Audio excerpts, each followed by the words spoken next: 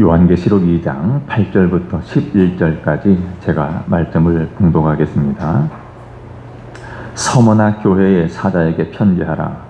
처음이며 마지막이요 죽었다가 살아나신 이가 이르시되 내가 내 환난과 궁핍을 알거니와 실상은 내가 부요한 자니라.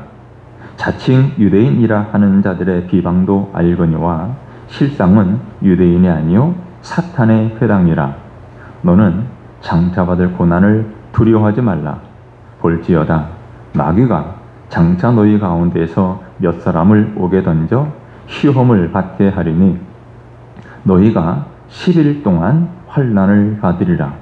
내가 죽도록 충성하라. 그리하면 내가 생명의 관을 내게 주리라. 귀 있는 자는 성령의 교회들에게 하시는 말씀을 들을지어다. 이기는 자는 둘째 사망의 회를 받지 아니하리라. 아멘. 오늘은 요한계시록에 기록된 서머나 교회에 주신 말씀을 따라서 죽도록 신실하라 라는 제목으로 은혜를 나누도록 하겠습니다. 당시 서머나 교회 성도들은 로마의 압박 속에서 믿음을 지켜야 했습니다. 로마의 황제를 신처럼 섬기기를 거절했다는 이유로 가난해지고 또 사람들에게서 험한 말을 또 거짓 비난을 들었습니다. 때로는 감옥에 갇히고 목숨을 잃을 수도 있었습니다. 그러나 그들은 그런 상황에서도 예수님을 부인하지 않고 믿음을 지켰습니다. 오늘 본문에 죽도록 충성하라 라고 말씀했습니다. 우리는 충성이라고 하면 맡은 일을 꾸준히 하는 모습을 떠올립니다. 그런데 오늘 본문에 나오는 이 충성이라는 단어는 어떤 일을 꾸준히 하는 그런 모습이 아니라 신실함을 말합니다. 신실함. 곧 어떤 상황 속에서도 믿음과 약속을 지키는 것을 의미합니다. 그러므로 오늘 본문에 나오는 내가 죽도록 충성하라 라는 이 말씀은 다르게 표현하면 죽도록 신실하라 라는 뜻입니다. 죽음 앞에서도 예수님을 부인하지 말고 주님과 맺은 믿음의 관계를 끝까지 지키라 라는 말씀입니다. 그러니까 맡은 일을 최선을 다해서 열심히 감당하는 모습이 아니라 그야말로 목숨을 걸고 주님 앞에서 믿음을 지켜 나가라는 겁니다.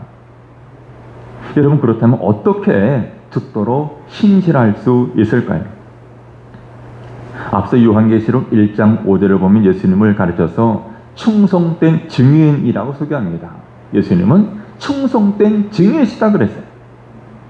예수님께서 먼저 하나님 아버지의 뜻에 끝까지 순종하시어서 우리를 위해서 생명을 내어 주셨습니다. 우리를 위해서 생명을 내어주신 예수 그리스도의 그 신실함, 그 충성된 모습처럼 오늘 우리들도 주님을 본마다 죽도록 신실한 삶을 살아가야 됩니다. 여러분, 그렇다면 우리 성도들의 신실함은 어떻게 시작할 수 있을까요? 우리 성도들의 신실함은 바로 예수 그리스도를 신뢰하는 것입니다. 어떤 예수 그리스도?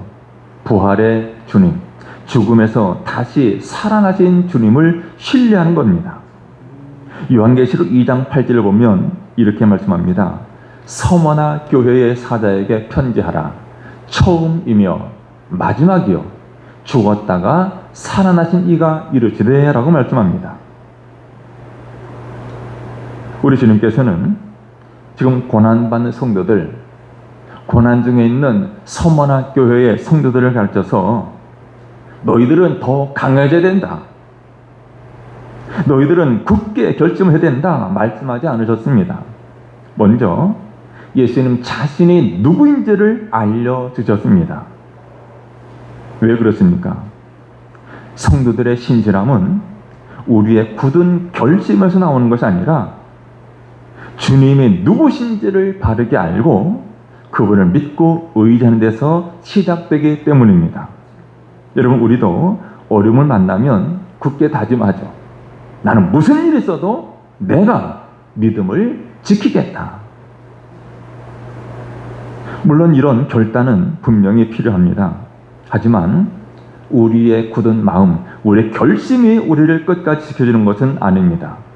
때로는 건강이 나빠지고 먹고 사는 형편이 어려워지고 또한 가까운 사람에게서 상처를 받으면 우리의 마음이 쉽게 흔들립니다.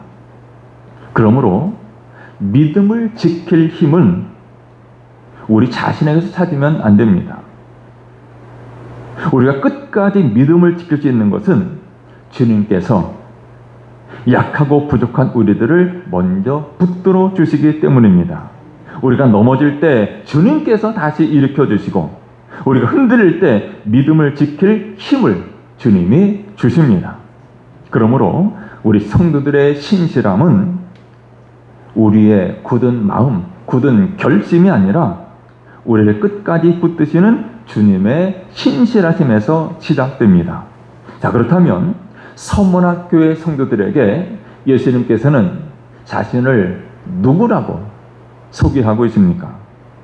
예수님은 자신을 처음이며 마지막이다 라고 말씀하십니다. 나는 처음이요 마지막이다. 이 말씀은 모든 것을 시작하신 분도 주님이시고 마지막에 모든 일을 이루실 분도 주님이시다라는 뜻입니다. 다시 말하면 예수님께서 하나님의 권세로 온 세상과 또한 세상의 역사를 다스리신다라는 말씀입니다. 그러므로 오늘 우리 성도들의 하루하루는 그저 아무 뜻없이 흘러가는 그런 날이 아니고 혼란 속에 버려지는 시간도 결코 아닙니다. 여러분, 지금 내가 겪는 일, 우리가 겪는 일, 때로는 나도 다 이해할 수 없을 때가 있습니다. 왜 이런 일을 당하는지 알 수 없지만 그러나 주님은 여전히 일하고 계시고 주님은 모든 것을 선한 길로 이끌어 가십니다. 서문학교회 성도들의 눈앞에는 당시 로마 황제가 세상의 주인처럼 보였습니다.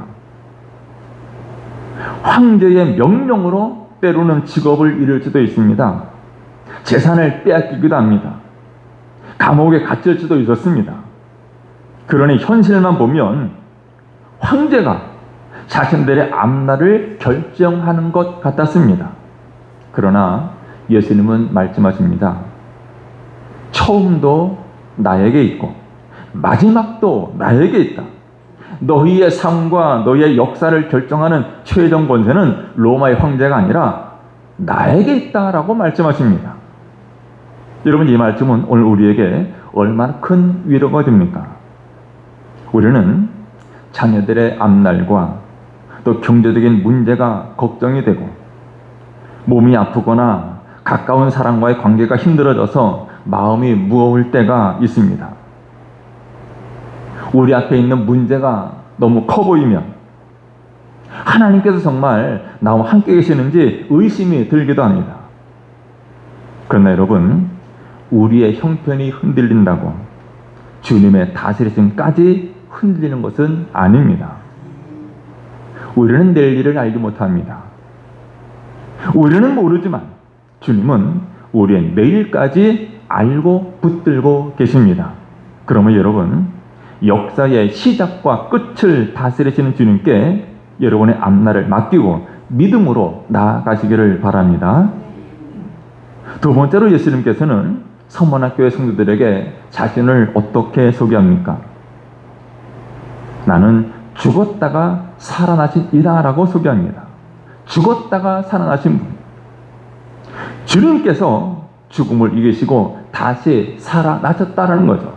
바로 이것은 로마의 박해로 목숨을 잃을 수도 있었던 서문학교의 성도들에게 가장 실제적인 위로가 되었습니다. 로마의 권력이 성도들을 죽이더라도 부활하신 주님께서 그들을 다시 살리실 것이기 때문입니다. 여러분, 예수님은 저 멀리서 우리의 고통을 바라보기만 하시는 분이 아니십니다. 예수님은 사람으로 오셔서 배고픔과 외로움과 또 배신과 조롱을 다 겪으셨습니다. 십자가의 죽음까지 몸소 감당하셨습니다. 그러므로 주님은 우리의 눈물, 우리의 두려움 깊이 아십니다. 아무도 내 사정 알아주지 않는 것 같아도 주님은 내 아픔 다 알고 계십니다. 그러나 여러분, 예수님의 이야기는 죽음으로 끝나지 않습니다. 주님은 사망의 권세를, 죽음을 깨뜨리시고 살아나셨습니다. 세상은 우리 성도들의 몸을 해칠 수 있어도 부활하신 예수님께서 주신 이 영원한 생명은 빼앗을 수 없습니다. 부활하신 주님 안에서 육신의 죽음은 끝이 아니라 영원한 생명으로 들어가는 문이 됩니다. 여러분, 처음과 마지막이시며 죽었다가 살아나신 부활의 주님을 신뢰하시기를 바랍니다. 여러분의 삶을, 여러분의 앞날을 주님께 맡기고 어떤 형편에서도 믿음을 끝까지 지켜나가는 신실한 하나님 사람들 다 되시기를 주님의 이름으로 축원합니다. 두 번째로 오늘 본문은 우리에게 말씀합니다. 손해보다도 복음을 선택하라고 합니다. 복음을 선택하라. 믿음을 지키는 일이 결코 쉬운 일은 아닙니다. 예수님을 믿는다는 이유로 형편이 어려워지고 비난을 받으며 먹고 사는 일에까지 손해가 생기면 누구나 마음이 흔들릴 수 있습니다. 서머나 교회가 바로 그런 상황에 놓여 있었습니다. 주님은 9절에서 이렇게 말씀하십니다. 내가 내 환난과 궁핍을 안다 그랬다. 그러나 실상은 내가 부요한 자니라. 자칭 유대인이라 하는 자들의 비방도 안다고 하시죠. 그러나 실상은 그들은 유대인이 아니요 사탄의 회당이라고 말씀하십니다. 9절 말씀에서 우리가 마음에 새길 단어가 있습니다. 안다라는 겁니다. 궁핍을, 환난과 궁핍을 안다 그랬어요. 비방하는 사람들의 비방도 안다라고 말씀하십니다. 우리 주님은 서문학교의 성도들이 당하는 환난과 궁핍과 비방 모두 알고 계셨습니다. 사람들은 그들의 속사정과 그들의 억울함을 몰라주었지만 주님은 서문학교의 성도들이 믿음을 지키기 위해서 감당한 그 손해와 그들이 흘린 눈물까지 하나도 놓치지 않으셨습니다. 주님께서 내가 안다라고 하신 말씀은 멀리서 성도들의 형편을 바라보고만 계신다는 뜻이 아닙니다. 주님께서 고난받는 성도들 곁에 함께 계시고 믿음을 지키며 흘린 눈물, 그들의 수고를 기억하시며 어려움 속에서도 끝까지 붙들어 주신다라는 뜻입니다. 여러분, 우리도 정직하게 살았는데 손해를 보고 우리가 말씀대로 살려고 했었는데 오히려 형편이 더 어려워지면 하나님께서 정말 내 사정을 알고 계실까? 이런 생각이 듭니다. 아무도 내 마음을 알아주지 않는 것 같아서 외로울 때도 있습니다. 그런 우리에게 주님은 말씀하십니다. 내가 안다. 사람들은 우리 속사정을 몰라도 주님은 다 아십니다. 우리가 믿음을 지키기 위해서 애쓴 일들, 아무도 보지 못하는 우리의 수고까지 주님은 하나도 잊지 않으십니다. 그러므로 여러분, 주님께서 여러분의 기도에, 여러분의 간구에 당장 응답하지 않으신다고 해서 우리를 모르시거나 나를 외면하신다라고 오해하지 말고 우리 모든 형편을 아시는 주님을 끝까지 믿고 신뢰하시기를 바랍니다. 서문학교의 성도들이 겪은 궁핍, 주님은 그들의 궁핍을 아신다고 했는데 서문학교 성도들이 겪은 그 궁핍은 그저 생활이 조금 불편한 정도가 아니었습니다. 그들이 당한 궁핍은 다른 사람의 도움이 없이는 살아가기 어려울 만큼 아주 심각한 가난이었습니다. 여러분, 서머나라는 도시는 경제적으로 번성한 도시였습니다. 하지만 그 번성한 도시에 살고 있는 서머나교회 성도들은 그 번성함을, 그 풍요를 함께 누리기가 어려웠습니다. 오늘 본문은 그들이 왜 가난해졌는지 자세히 설명하지는 않습니다. 그러나 당시 로마령 아시아에서는 상업, 장사하는 일과 종교가 깊이 연결되어 있었습니다. 직업의 조합의 모임이 있습니다. 요즘으로 말하면 시장만 가도 상윤회가 있죠. 어떤 조합이 있습니다. 그런 상윤회 조합의 모임에서는 수호신을, 우상이나 황제를 기르는 제사와 공동 식사가 열리곤 했습니다. 사도행전 19장 23절부터 27절에 나오는 에베소의 데메드리오 사건이 있습니다. 이 데메드리오 사건도 당시의 상황을 잘 보여줍니다. 은을 가지고 아데미의 신상 모형을 만들어 팔던 데메드리오는 바울이 전한 복음 때문에 장사가 어려워질 것을 걱정해서 동업자들, 그러니까 조합원들과 함께 소동을 일으켰습니다. 이처럼 우상 숭배는 사람들의 생계와도 깊이 맞물려 있었습니다. 여러분, 서머나교회 성도들은 오직 예수님만을 주님으로 고백했기 때문에 이처럼 우상을 숭배하는 일이나 황제를 높이는 제사와 모임에 참여할 수가 없었습니다. 그러니까 그들의 상윤회나 어떤 조합에 동참해서 그들과 같이 우상 숭배할 수도 없었고 황제를 숭배하는 일을 할 수가 없었습니다. 그러니 조합에도 가입하지 못하고 스스로 그들의 생계를 꾸려 나가야 됩니다. 자기들과 함께하지 않는다고 거래를 중단합니다. 일거리가 찾기가 어렵습니다. 사람들에게 따돌림도 당했습니다. 그러니 그들이 가난해질 수밖에 없죠. 그러므로 그들의 가난을 게으름의 결과로 볼 수가 없습니다. 한 가지, 믿음을 지키겠다는 것. 그 믿음의 원칙을 지키는 과정에서 겪어야 했던 아픔이었습니다. 그런데 여기에 사람들의 비방까지 더해졌습니다. 주님께서 말씀하신 자칭 유대인이라 하는 자들, 자칭 유대인이라고 했죠. 이들은 유대 민족 전체가 아니라 하나님의 백성이라고 자청하면서도 예수 믿는 성도들을 고발하고 받게 했던 특정한 사람들을 가리킵니다. 주님은 그들의 모임을 가르쳐서 사탄의 회당 이렇게 말씀하십니다. 하나님의 이름을 말하면서도 성도들을 넘어뜨리는 일에 쓰임을 받았기 때문에 그들은 사탄의 회당이라고 주님이 말씀하셔요. 당시 사람들의 기준으로 보면 서머나교회 성도들은 그야말로 가난한 사람들, 실패한 사람들처럼 보였습니다. 그러나 주님은 분명히 선언하십니다. 실상은 내가 부유한 자니라. 물론 경제적으로는 그들이 많은 어려움을 당했습니다. 조합에도 가입할 수가 없어서 마음껏 상업행위도 할 수 없습니다. 그러나 성도들에게는 많은 재산이 없었지만 예수 그리스도가 계셨습니다.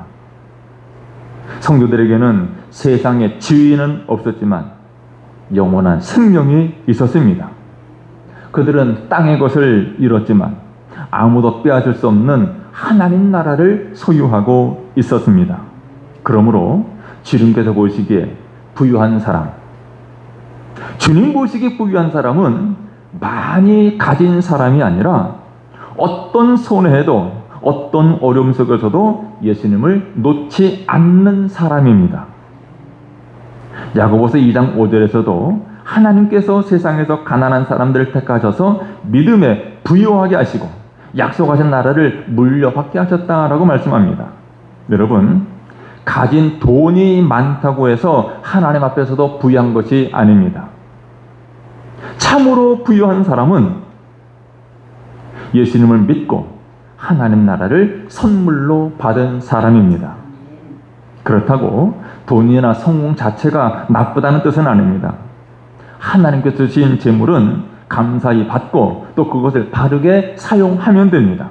문제는 돈을 더 벌기 위해서 믿음을 버리고 성공을 위해서 양심을 버리고 손해를 보지 않으려고 잘못된 일과 타협하는 것이 문제입니다.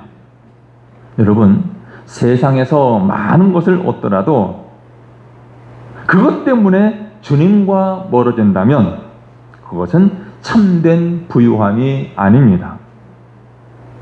여러분, 믿음을 지키다가 손해를 보더라도 신앙의 원칙에서 물러서지 마시기를 바랍니다.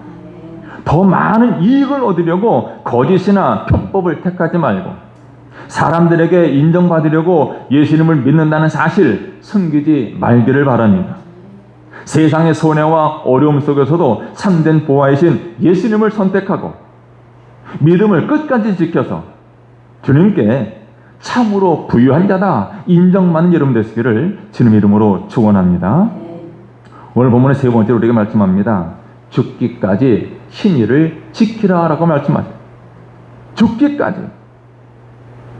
믿음을 지키기 위해서 경제적인 손해를 감당하는 것도 쉬운 일이 아닙니다. 그런데 서문학교의 성도들에게는 더 큰 시험이 다가오고 있었습니다. 그들은 감옥에 갇히고 목숨까지 잃을 수 있는 박해를 앞두고 있었습니다. 주님은 이 사실을 숨기지 아니하시고 성도들에게 미리 알려주셨습니다. 자, 본문 10절과 11절입니다. 너는 장차 받을 고난을 두려워하지 말라. 장차 이런 고난이 있을 것이라는 거죠. 그런데 두려워하지 말라 그래요. 어떤 고난입니까? 볼지어다 마귀가 장차 너희 가운데서 몇 사람을 옥에 던져 시험을 받게 하리니 너희가 10일 동안 환난을 받으리라. 네가 죽도록 풍성하라. 그리하면 내가 생명의 관을 내게 주리라. 귀 있는 자는 성령의 교회들이 하시는 말씀을 들을지어다. 이기는 자는 둘째 사망의 해를 받지 아니하리라. 여러분, 주님은 서문학교 성도들에게 어떤 고난도 당하지 않게 내가 지켜주겠다. 어떤 고난도 당하지 않게 다 피하게 해주겠다라고 약속하지 않으셨습니다. 오히려 몇 사람이 감옥에 갇히고 목숨까지 잃을 수 있다라고 말씀하십니다. 너희들 중에 감옥에 갇힐 사람도 있다는 거죠. 목숨을 잃을 사람도 있다는 겁니다. 그런데도 말씀하십니다. 두려워하지 말라. 이 말은 두려움을 느껴서는 안 된다는 뜻이 아니죠. 아무리 두려워도 그렇게 박해하는 자들보다 더 크신 주님을 믿고 끝까지 예수님을 부인하지 말라라는 뜻입니다. 오늘 본문은 마귀가 몇 사람을 감옥에 던져 시험을 받게 할 것이라고 말합니다. 실제로 성도들을 감옥에 넣은 것은 로마 권력이죠. 로마 정부에, 로마 황제에게 거역했다는 겁니다. 그것 때문에 감옥에 갇히겠지만 그 박해로 성도들의 믿음을 무너뜨리려고 한 자는 마귀였습니다. 그러나 여러분, 마귀도 환난의 기간과 그 결과를 마음대로 정할 수는 없었습니다. 주님은 서문학교의 성도들이 앞으로 11일 동안 환난을 받게 될 것이다 라고 말씀하셨습니다. 10일 동안 환난을 받는다. 학자들은 이 10일을 실제 열흘로 보기도 하고 실제 열흘이 아니라 어떤 제한된 기간이다 이렇게 상징적으로 보기도 합니다. 어느 교회를 따르든지 핵심은 같습니다. 서머나 교회 성도들이 겪게 될 환난, 그 환난에는 시작이 있고 끝이 정해져 있다는 겁니다. 그 환난은 하나님의 허락하심을 넘어설 수 없다는 것입니다. 그리고 이 10일은 구약 성경에 다니엘과 세 친구가 자신들을 더럽히지 않으려고 열흘 동안 시험을 받았던 일을 떠올리게 합니다. 그들은 시험의 결과를 알지 못했지만 하나님을 믿고 말씀에 순종했습니다. 이처럼 서머나교회 성도들도 앞으로 닥칠 시험 속에서 예수님을 부인하지 않고 믿음을 지켜야 했습니다. 여러분, 마귀는 고난을 이용해서 성도들의 믿음을 무너뜨리려고 합니다. 하지만 주님은 그 고난을 성도들의 믿음의 참됨을 드러내고 더욱 단단하게 하는 연단으로 사용하십니다. 이제 주님께서는 내가 죽도록 충성하라라고 말씀하시죠. 서두에 말씀드린 대로 이 충성은 믿을 만한 또 변함없는 신실한 그런 뜻입니다. 따라서 이 말씀은 어떤 교회 직분이나 봉사를 죽을 때까지 계속하라, 쉬지 말고 열심히 하라, 그런 뜻은 아닙니다. 지금 이 상황을 보면 감옥에 갇히더라도 심지어 목숨을 잃더라도 예수님을 부인하지 말고 주님과의 믿음의 관계를 끝까지 지키라라는 말씀입니다. 우리는 아무런 어려움 없을 때에는 내가 무슨 일이 있어도 주님을 떠나지 않겠습니다 라고 쉽게 말합니다. 그러나 믿음 때문에 손해를 보고 믿음 때문에 사람들로부터 비웃음을 당하고 위협을 받으면 내가 무엇을 가장 소중히 여기고 있는지, 내가 지금 누구를 붙들고 있는지가 드러납니다. 여러분, 여기 죽도록 충성하라, 죽도록 신실하다, 이 말은 두려움이 없다는 뜻이 아닙니다. 두려워도 예수님을 부인하지 않는 것입니다. 마음이 흔들릴 때는 다시 말씀을 붙드는 것입니다. 넘어져도 다시 주님께 돌아오는 것입니다. 여러분, 우리가 죽도록 신실한 것, 우리가 끝까지 믿음을 지킬 수 있는 것은 내가 남들보다 더 강하기 때문에, 더 용감하기 때문이 아닙니다. 주님께서 약한 우리들을 붙들고 다시 일으켜 주시기 때문입니다. 우리 주님은 약속하십니다. 죽도록 신실한 자들에게, 죽기까지 믿음을 지키고 말씀 따라 사는 사람들에게 생명의 관을 주시겠다라고 약속하십니다. 생명의 관, 믿음의 경기를 마친 사람에게 주시는 승리의 면류관이며 영원한 생명을 가리킵니다. 여러분, 우리의 공로로 구원을 얻는다, 그런 뜻은 아닙니다. 끝까지 믿음을 지킨 성도들에게 예수님께서 은혜로 주시는 약속입니다. 여러분, 세상은 우리 성도들의 몸은 죽일 수 있어도 하나님께서 주신 영원한 생명은 빼앗을 수 없습니다. 그래서 주님은 말씀하십니다. 이기는 자가 둘째 사망의 해를 받지 않는다라고 말씀하십니다. 둘째 사망의 해를 받지 않는다. 첫째 사망은 우리 육신의 죽음이라면, 둘째 사망은 하나님의 마지막 심판을 뜻합니다. 우리 성도들도 육신의 죽음을 겪지만 그것이 마지막 결론은 아닙니다. 부활하신, 다시 살아나신 예수님께서 우리를 다시 살리시고 영원한 생명을 주실 것이기 때문입니다. 여러분, 죽음을 이기시고 우리를 끝까지 붙드시는 주님을 믿으시기를 바랍니다. 손해와 비난을 피하려고 예수님을 부끄러워하지 마시기를 바랍니다. 두려운 순간에도 말씀과 기도와 예배의 자리를 지키시기를 바랍니다. 어떤 형편에서도 예수님 부인하지 말고 믿음을 지켜서 생명의 관을 받아 누리는 여러분 되시기를 주님의 이름으로 축원합니다. 이제 말씀을 정리합니다. 여러분, 우리 믿음의 사람들도 자녀들로 또 일터 문제로 마음이 무거울 때가 있습니다. 몸이 아프고 또 사람의 말 때문에 상처받을 때도 있습니다. 그럴 때 모든 일들을 혼자 감당하려고 애쓰지 말고 우리 모든 형편을 아시는 주님께 여러분의 앞날을 맡기시기를 바랍니다. 또한 정직하게 살다가 손해를 보더라도 신앙의 원칙을 지키고 편안함을 얻기 위해서 믿음을 저버리지 마시기를 바랍니다.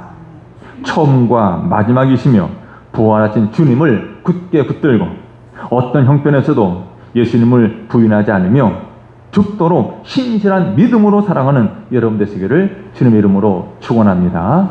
기도하겠습니다. 처음과 마지막이시며 죽음을 이기신 주님, 우리의 눈물을 아시니 감사합니다. 어려움 앞에서 내 힘, 내 결심 믿지 말고 우리를 붙드시는 주님을 신뢰하게 해 주옵소서. 세상 이익을 위해서 거짓과 타협하지 않게 하시고 손해를 보더라도 복음과 말씀과 믿음의 원칙을 지키게 해 주옵소서. 시험 속에서도 우리 예수님을 부인하지 않으며 끝까지 신실하게 살고 마침내 생명의 관을 받아 누리게 해 주옵소서. 예수님의 이름으로 기도드리옵나이다. 아멘.